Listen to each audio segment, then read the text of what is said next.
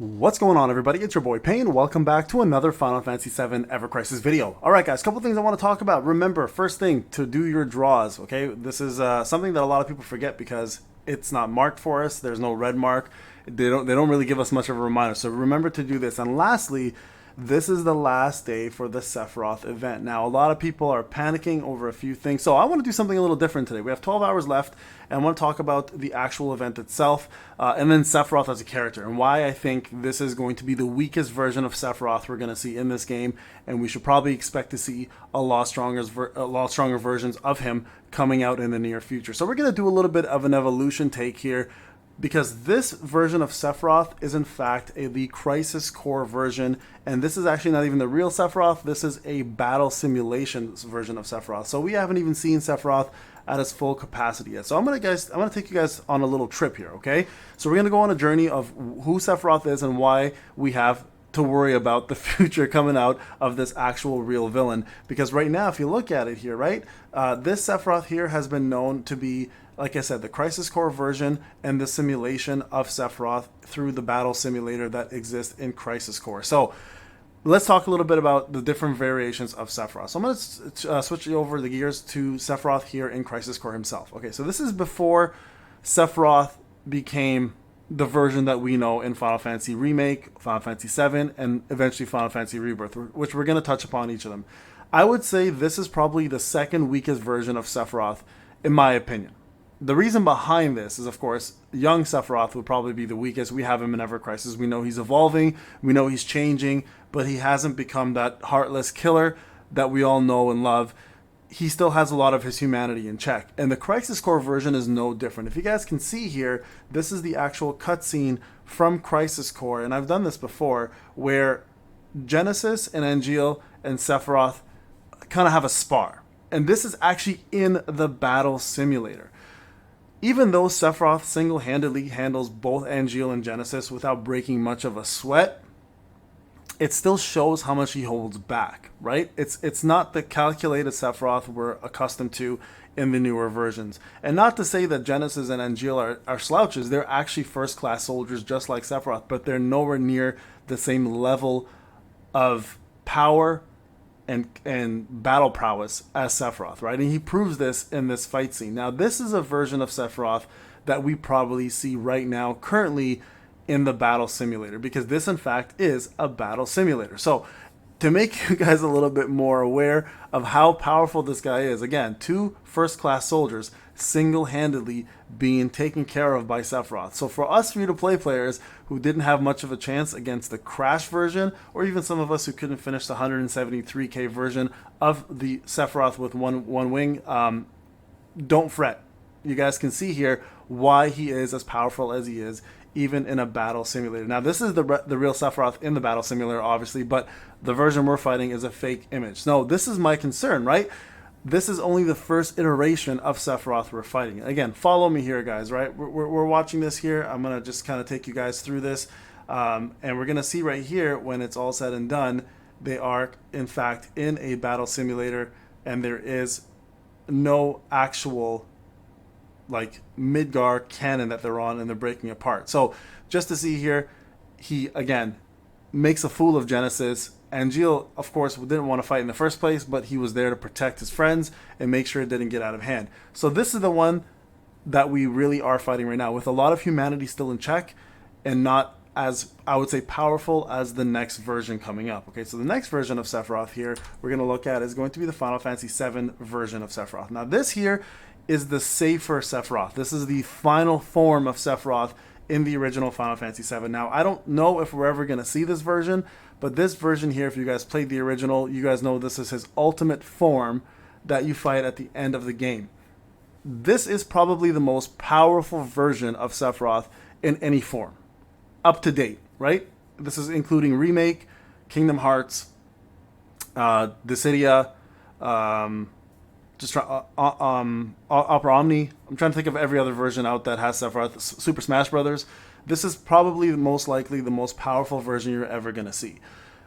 Whether we ever fight him or not is probably going to be a no, to be honest. Because first off, I think he is probably going to be hard to remake because they've never actually done a remake version of him in a different pixelated form. Unless they finally do a rebirth or remake or the third version of him when it comes out in the newer game, whenever that is, probably 2026. We may see a version of him eventually in Evercrisis, but I think at the moment it's safe to say this version of Sephiroth, which is his most powerful version, we're never going to see in Evercrisis, or at least anytime soon, right? And which is unfortunate because he does have an incredible look to him. He's got the one wing, he's got the halo, he casts Supernova, which is one of the coolest moves, and that's another reason why his kit is so powerful that I don't know if we'll ever be able to see it in a mobile game the way we want to see it, or if they'll ever introduce this before they introduce it in one of the console versions of the game. So safe to say this is probably a Sephiroth we'll never see, but probably the most powerful version of Sephiroth. And then of course there's the remake version. Let me go back to this here. We're going to go to the remake version. Now this is the fight in remake that you'll see of Sephiroth and Cloud and the gang. This is now Sephiroth evolving. Okay, this is Sephiroth understanding what he is and what he can do. I think it's safe to say in Final Fantasy VII and specifically Crisis Core, Sephiroth didn't know his potential. Sephiroth didn't know his past. Sephiroth didn't know who he was. He was still just kind of existing. In Final Fantasy VII, I think he had the abilities to conquer the world, but of course Cloud and gang stopped him. But that wasn't the end of him. I think he has evolved, and I think Sephiroth being in the live stream has learned to control destinies and how to adjust them and change them, right? I think it's very much known now that in this version he's definitely more powerful than he's ever been before, right?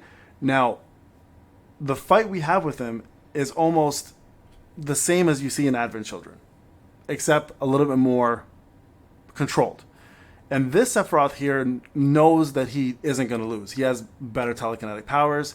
He's got better swordsmanship. He's got better materia. He's got better casting. He has better control over time. And this is one of the versions of Sephiroth I think we'll eventually see once Rebirth is out. And we may be able to fight a stronger version of Sephiroth in the future. But this Sephiroth now is evolving. He is something completely different. He's no longer a human. He's no longer a soldier. He's now an entity above and beyond anything Cloud and the gang has ever seen. Now, to make point of that right now, I want to talk about one last thing here, okay? And that is the Twitter page.